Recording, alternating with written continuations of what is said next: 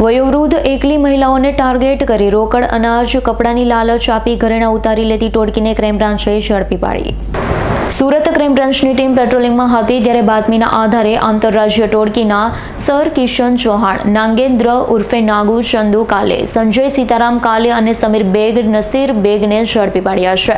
આરોપીઓએ ચોકબજાર પોલીસ મથકની હદમાં એકલી વૃદ્ધાને જોઈ તેને રોકડ રકમ, અનાજ અને કપડાની મદદ કરવાની લાલચ આપી તેણીના દાગીના સેરવી લીધા।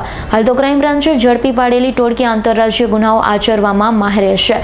ટોળકીનો કબજો ચોક પોલીસને સોંપવાની તજવીજ હાથ ધરાઈ છે તો ટોળકીએ ચોકબજાર સાથે કતારગામ, સિંગણપોર, અમરોલી, પૂણા અને સિંગણપોર પોલીસ મથકમાં ગુનાઓ આચર્યા હોવાની કબૂલાત કરી હતી। Bureau report S9 news Surat. અમારી તમામ માહિતીથી અપડેટ રહેવા માટે જોડાયેલા રહો S9 ન્યૂઝ સાથે।